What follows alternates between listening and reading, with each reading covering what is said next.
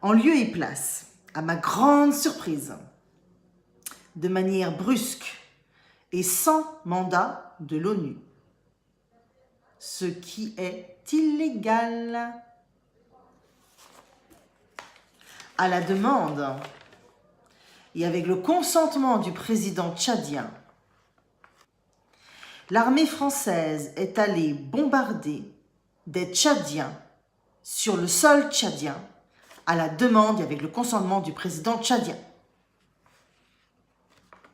Cet événement a été vendu, dans le peu de médias, là je vais le dire autrement, dans le peu de médias qui y a fait écho, c'était vendu comme une aide cruciale faite de la France au Tchad par rapport à un terreau de djihadistes. L'élément qui me manquait et que j'ai appris hier, c'est que la raison réelle du bombardement, c'était pas le djihadisme. C'était le propre neveu du président, qui est également, ou était, parce que du coup, on n'a pas su la suite de l'histoire, est ou était le principal opposant politique au président tchadien actuel. Donc, Macron a utilisé ses prérogatives de président pour donner l'ordre à l'armée française d'aller pilonner, acte de guerre, le propre neveu du président pour lui arranger le coup parce que c'était son principal opposant. Ça s'appelle un crime de guerre. Avec circonstance aggravante d'avoir utilisé ses prérogatives de président de la République française pour rendre ce service. Pourquoi l'armée française aurait rendu un service personnel au président du Tchad en tuant ou en espérant tuer, puisqu'on n'a pas su la suite, par un acte de guerre, des bombardements, des Tchadiens sur le sol tchadien. Pourquoi? Et c'est là que ça devient intéressant. C'est là que ça devient très personnel. Rappelez-vous la chronologie des déplacements internationaux de Benalla et vous allez pouvoir commencer à rire. Enfin, rire. Ça dépend du point de vue. En seulement quelques jours, Emmanuel Macron utilise ses prérogatives de président de la République pour aller bombarder le propre neveu et principal opposant politique du président du Tchad.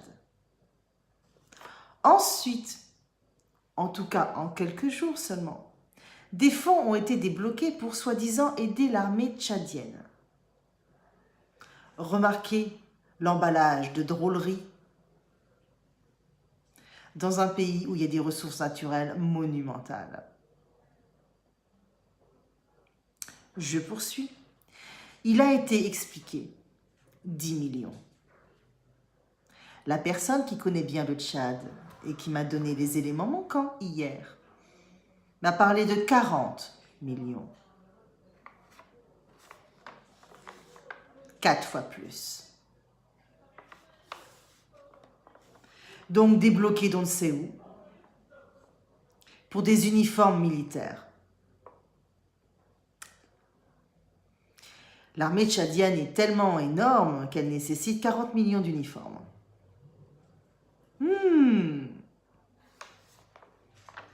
Et c'est là où ça devient vraiment, vraiment du foutage de gueule international.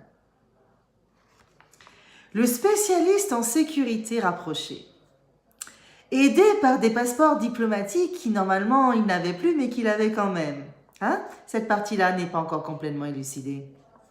On n'a pas encore le nom de la personne de l'Élysée, proche de Macron, qui lui a filé les passeports alors qu'il n'y avait plus droit. Détail supplémentaire à ne pas oublier. Donc brusquement devenu spécialiste en chiffon militaire, arrive au Tchad Benalla.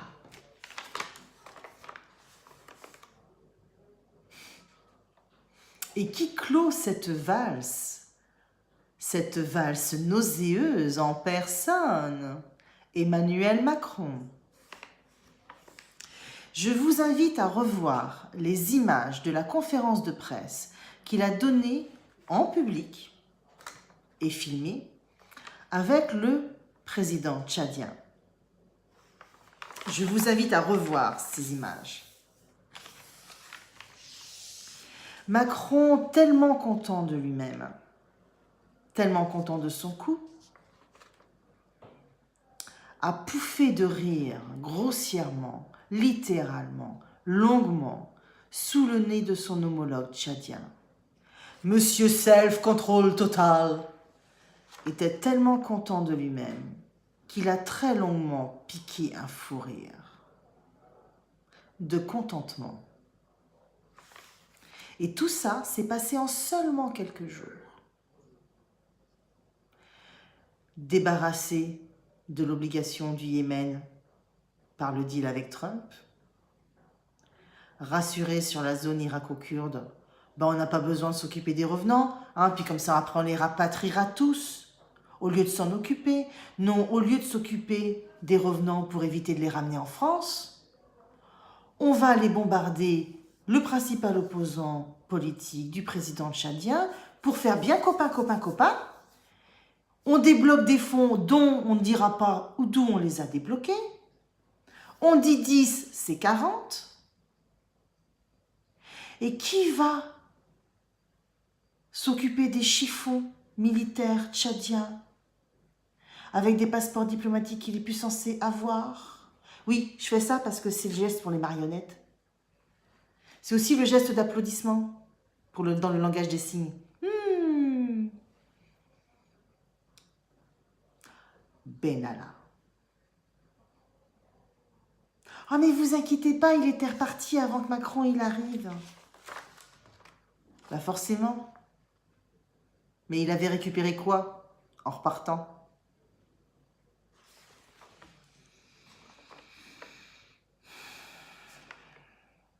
Je n'ai pas la prétention d'être juriste, comme je vous le disais. Je ne suis pas journaliste non plus. Je suis une citoyenne qui a pris la parole et qui ne se taira plus. Accessoirement médium, personne n'est parfait. Mais je me sers de ma médiumnité pour justement discerner la vérité. Ce coup-là, je ne pouvais pas vous en parler sans avoir les éléments qui me manquaient. Mais avec les éléments que je viens de vous donner, c'est limpide, plus que limpide. Pas besoin d'être juriste, pas besoin d'être journaliste. À moins de plafonner à 2 de QI, tout le monde il a compris. Démonstration flagrante de crime de guerre avec circonstance aggravante d'avoir utilisé ses prérogatives de président de la République française pour ordonner à l'armée française de commettre ses actes en son nom et pour son arrangement personnel. Démonstration flagrante d'actes criminels pour planquer des mouvements de fonds illégaux au bénéfice de Benalla en se servant de la corruption locale. Remerciement tchadien. Ceux qui connaissent l'Afrique comprennent. Avec circonstance aggravante d'avoir utilisé ses prérogatives de président de la République française pour payer le silence d'un ami encore plus personnel, faisant l'objet de plusieurs enquêtes en France, qui pointent de plus en plus vers la personne personnelle du président de la République française, Emmanuel Macron.